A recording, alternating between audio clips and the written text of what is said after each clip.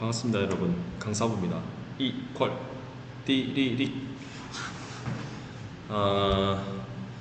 일단 그 연구 과제 관련해서 그 아이다 스페셜 프레젠테이션 발표하는 거에 대해서 이제 좀 어려워하시는 것 같아가지고 제가 설명을 조금 한번 드리면서 샘플을 가지고 와서 설명을 한번 드려볼게요. 일단 지금 그 옥소이 강사 후보생님의 주제는 사람들이 왜 프리다이빙에 빠지는가, 이게 이제 주제잖아요, 그죠? 그래서 그거를 그냥 그대로 제목으로 적으시면 됩니다. 근데 조금 더 있어 보이게 적으면 좋겠죠. 사람들이 또는 뭐 어떤 정확한 타겟층이 있다면 뭐 30대 여성들이 왜 프리다이빙에 매료되는가, 뭐 이런 식으로 더 디테일하게 하는 것도 괜찮은 방법이라고 생각을 해요. 그러면은 자료를 조사할 때 범위가 훨씬 줄어들기 때문에 본인이 조금 더 관심이 있는 파트로 이렇게 좀 더 디테일하게 넣어서 해보는 것도 괜찮다고 생각합니다. 그리고 저자는 옥소희 강사님, 뭐 만약에 누가 도와준 사람이 있으면 도와준 사람 이름 이렇게 적으면 되는데, 이번에 아이다 강사 과정의 스페셜 프레젠테이션 같은 경우에는 1인 과제이기 때문에 팀업으로 하는 것보다는 1인으로 하는 거를 추천드립니다. 근데 뭐 두세 명이서 같이 이렇게 하겠다, 괜찮습니다. 근데 어쨌든 1인 1 주제가 있기 때문에 그거를 동시에 다 인정해 주지는 않으니까, 예, 그렇게 하시고요. 초록 같은 경우에는 여기 보시면 초록의 정의는 여기에 적혀 있습니다. 연구과제의 초록은 그 연구 자체의 내용을 한 분당 분량 정도로 해서 100에서 200자 정도인데, 이거 쉽게 생각하시면 돼요. 강사 과정할 때 우리 그 접촉 같은 거 배우잖아요, 그죠? 접촉할 때 뭐 하죠? 주로 썼던 자기가 학생들에게 흥미 유발하기 위해서 했던 내용들 한번 얘기해 보세요. 어떤 거 있었어요?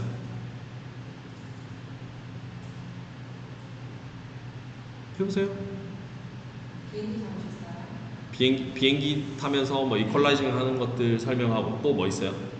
주제 초과업 할 때 뭐 있어요? 뭐 우리 리코더 같은 거 불 때 막 풍선 불면은 어지럽죠, 뭐 이런 거. 파티를 안 해봐서 풍선 안 불어봤습니다, 뭐 이런 거 하면 안 돼요. 또 뭐 헨리의 법칙 같은 거 하면은 콜라캔 같은 거 따보셨나요? 뭐 이런 거, 그죠? 그러면 칙 하면서 나오죠, 뭐 그런 것들. 또 뭐 있어요? 뭐 MDR 같은 거 할 때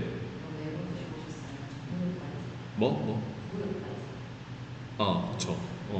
반사와 반응에 대해서 설명해 주면서 거울 같은 거 이렇게 빛으로 비추면은 반사가 되고, 또뭐 전화를 걸었을 때는 이 사람이 반응을 한다 안 한다 이런 것들은 반응이고, 뭐 그런 형태로 설명을 하면서 어떤 주제에 대해서 어떤 거를 유도합니까? 흥미 유발을 하고, 내가 오늘 어떤 것에 대해서 너네들에게 설명해 줄게 라는 걸 얘기하는 거라고 생각하시고 초록을 적으시면 됩니다.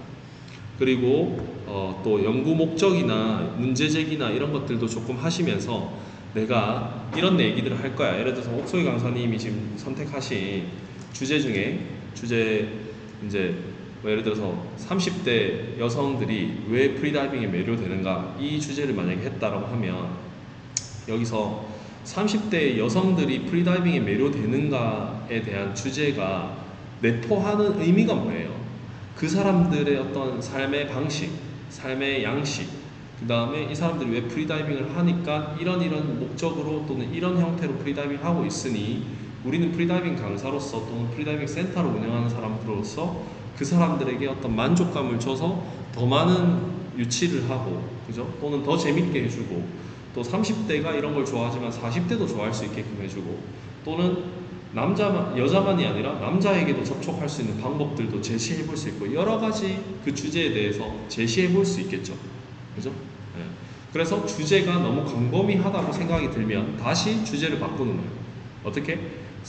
왜 30대 여성이 프리다이빙에 매료되는지에 대한 또는 매료시킬 수 있는 방법, 뭐 이런 형태로 주제를 더 타이트하게 잡아가는 게 훨씬 더 유리합니다. 어쨌든 그렇게 했다고 칩시다. 그래서 이 초록을 읽었을 때 사람들이 어떤 느낌을 받아야 하냐면, 옥소희 강사님이 쓴 이 연구 자료를 초록을 보니까 와, 30대 여성들을 매료시킬 수 있는 방법에 대해서 설명을 하겠구나, 그죠? 기술을 하겠구나, 이런 식으로 이걸 보는 독자들이 받아들일 수 있게끔 적으면 되죠. 그리고 키워드는 거기에 대한 본인이 연구하면서 적었던 핵심, 예를 들어서 30대 여성, 뭐 프리다이빙, 뭐 또 머메이드 프리다이빙 이런 것들을 적으면 되겠죠, 그죠? 그 다음에 목차는 그 연구 목차에 대해서 적으시면 되는데, 목차를 먼저 적고 연구 자료를 만들어내 가셔도 되고, 연구 자료를 쭉 조사하시면서 목차를 하셔도 됩니다. 그렇게 하셔도 됩니다. 그리고 서론 같은 경우에는 이제 밑에 보시면 서론이 나오는데, 서론 같은 경우에는 이제 여러분들이 여기에서 좀 더 구체적으로 문제 제기를 하셔야 돼요. 어떤 내용이냐면, 어떤 센터들은 30대 여성분들이 되게 매료돼서 엄청 많은 센터가 있고, 어떤 데는 아예 여성이 없는 분야도 있고, 그러면은 남성과 여성이 존재한다고 치면은 절반의 손님을 놓치게 되는 거니까 마케팅적으로 봤을 때는 되게 불리한 부분이 있죠. 그래서 이 사람들을 타겟으로 하려고 하면 이런 컨텐츠들을 해야 하니까 이런 부분이 문제다.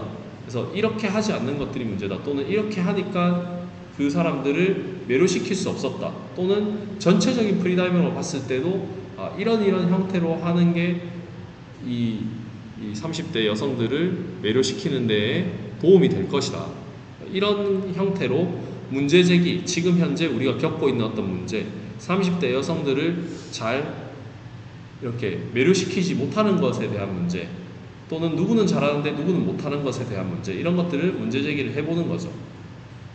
그리고 같은 다이버라도 뭐 이거는 이제 그냥 읽어보시면 될 것 같고, 그 다음에 문헌이라든지 리뷰 같은 것들을 잘 정리하고 사용하셔야 되는데, 뭐 30대 여성에 대한 뭐 어떤 잡지 같은 내용을 봤다든지 블로그를 봤다든지, 또는 그런 것들, 이 사람들은 이런 걸 좋아해, 이런 것들을 봤다든지, 또는 어떤 카페에서 프리다이빙 카페든 아니면 프리다이빙 하는 인스타그램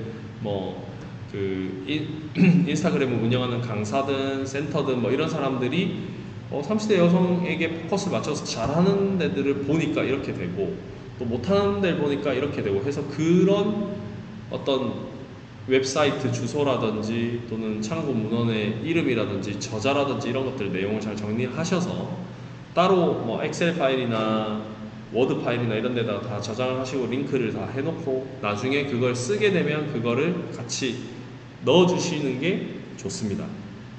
그 다음 연구 방법, 이제 가설을 설정을 해야 돼요. 연구는 어쨌든 어떤 부분에 대한 부분을 가설을 설정하고 그 다음에 내가 그걸 증명해 나가는 과정이니까요. 그래서 어떻게 가설을 설정할 수 있겠어요? 30대 여성들이 프리다이빙에 매료되는 이유, 이렇게 했으면, 그래서 어떻게 가설을 세울 수 있겠어요? 30대 여성분들은 본인들이 어느 정도 커리어도 있고, 그 다음에 사회적인 어떤 지위나 그 다음에 사회적인 어떤 이런 활동이나 이런 것들이 있을 거기 때문에, 첫 번째로는 그런 부분에서 받는 어떤 자기 자아 실현, 또 자기 만족, 이런 것들이 프리다이빙 요소로 갔을 때 잘 될 것이다. 또 쉽게 얘기하면 우리 관심 받고 싶어 하시는 분들, 그러니까 육상에서는 또는 직장 생활에서는, 일반 취미 생활에서는 자기가 돋보일 수 없고 어떤 화려한 복장을 하거나 이런 것들이 어려운데, 수중에서는 그런 부분들이 가능하기 때문에 그런 부분들을 사람들이 인스타그램이나 대중매체를 보고 매료되어서 왔을 것이다. 또 머메이드라든지 이런 이슈가 있는 것들을 보고 하니까 재밌어 보여서 왔을 것이다. 이런 가설을 세우는 거예요. 그리고 나서 어떻게 해요? 그걸 조사해 보면 되지. 어떻게 조사할까? 어떻게 조사할까요? 설문조사, 또는 뭐 그런 인스타그램을 보고 머메이드에 좋아요가 엄청 많이 붙었네. 근데 그 좋아요를 누른 사람들을 보니까 이런 사람들이 눌렀네. 이런 거 캡처할 수 있잖아요, 그죠? 그런 걸 캡처해가면서 도식화시키고 숫자로 만들고 그래프로 만들고 이렇게 하면서 해보면 되죠. 그리고 실제로 광고를 돌려보세요. 내가 머메이드 같은 것들을 광고로 올려보니까 이만큼 좋아요가 나오더라, 또는 문의가 이만큼 오더라, 이런 거 해볼 수 있잖아요, 그죠? 그래서 모든 그게 숫자가 많고 적고를 떠나서 실제 내가 세웠던 가설에 대한 증명을 해보는 과정이 필요한 겁니다. 이해되시죠? 그리고 이제 설계가 필요합니다. 이 설계가 사실 제일 중요한 건데, 이런 가설들을 세우고 실험을 할 때, 설문조사를 하거나 어떤 실험을 하기 전에 어떻게 하겠다라는 게 되게 중요하잖아요. 그래서 그 단계에서 여러분들이 저한테 어프로치를 하셔서 초록을 적으시고 그 서론을 적으시고 그 다음에 연구를 진행하기 위한 가설을 만들고 난 이후에 저에게 요청을 하시면 제가 이 부분에 대해서 이렇게 설계를 해봐라, 이런 형태로 자료를 자료를 수집해서 분석해보고 이런 형태